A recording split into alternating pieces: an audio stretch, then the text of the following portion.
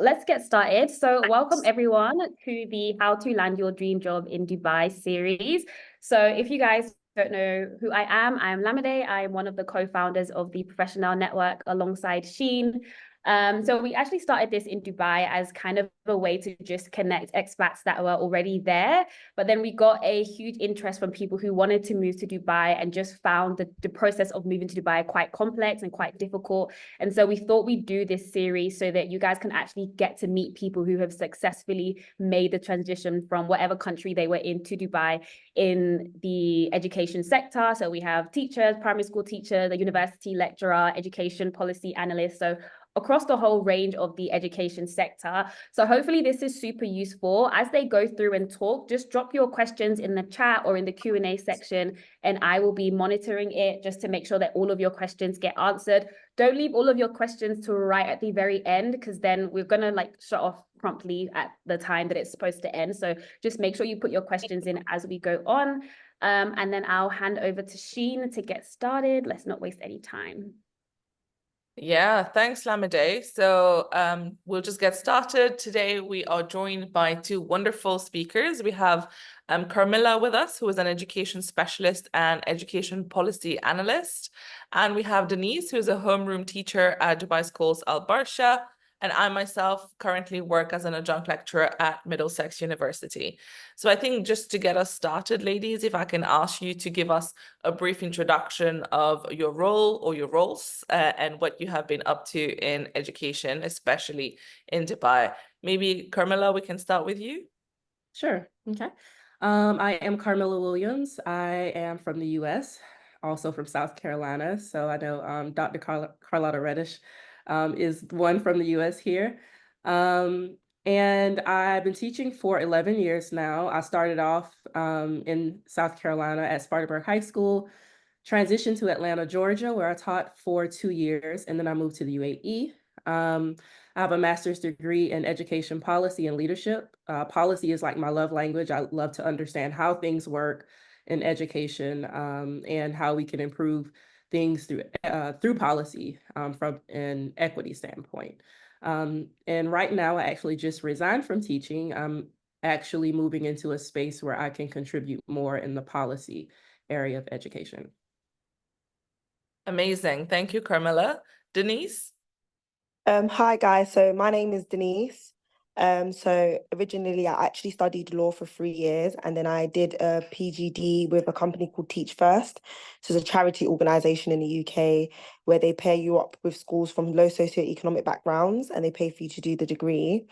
So I taught in the UK for 2 years, and then I moved to Ras Al Khaimah, where I taught at GEMS for a year. And then now I'm at Dubai Schools Al Barsha, which is a project school by the Prince of Dubai, where they're trying to provide a good education for local Emiratis. Amazing. Thank you. And I myself teach at Middlesex here in Dubai. I teach under the computer science department on the future of tech, and I am now starting under the business school as well to teach entrepreneurship and sustainability. So whatever questions you have, we have a very wide variety of experiences here with us. So shoot your questions in the comment section. But for now, I guess my next question for you is what everybody would want to hear and would love to hear is how did you get your first role in Dubai in education? What brought you here? What was the whole process like? Whether did you apply? Were you headhunted? What was it like? And maybe Denise, I'll start with you this time.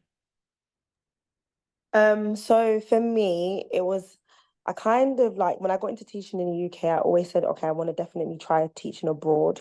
That was like a big thing for me. Obviously in the UK, things had changed a little bit. So like before you would be like an NQT for a year, and then you'd become an RQT, which is obviously like a recently qualified teacher. And then they introduced a framework which was called ECTs.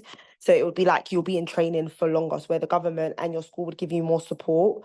So in hindsight, I should have actually completed that. I should have completed that second year abroad.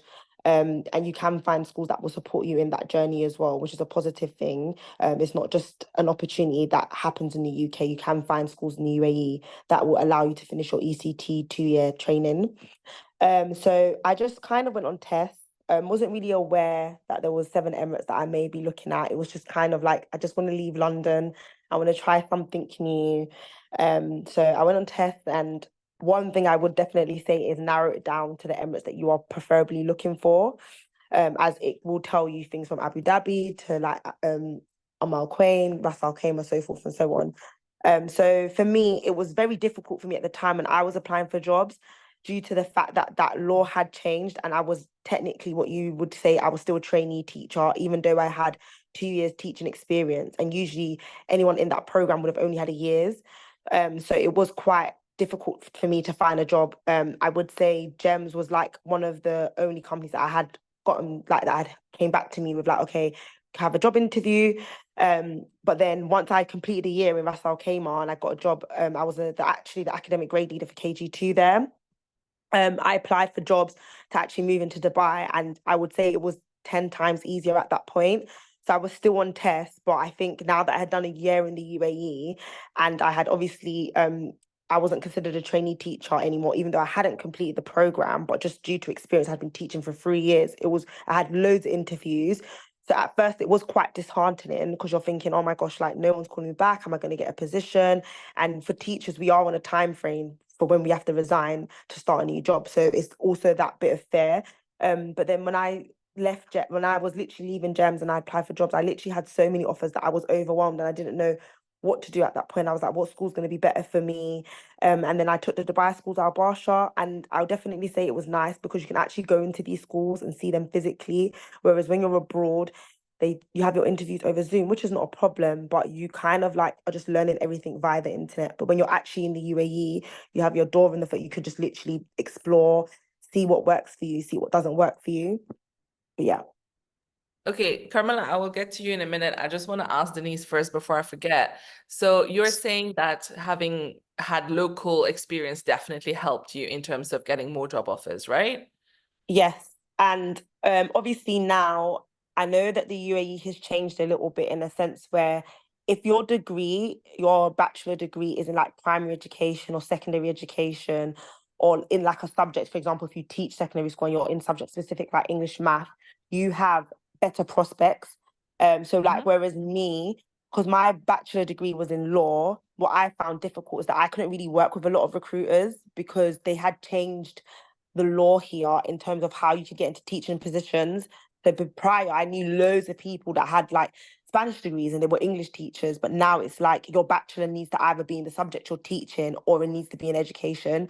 So if that's the case, you have to spend a lot of time looking for the jobs yourself, but it's not impossible. It's very much tangible and you can do it. It's just having that focus and looking for what is it that you actually want, and obviously better off in a private sector than a public sector.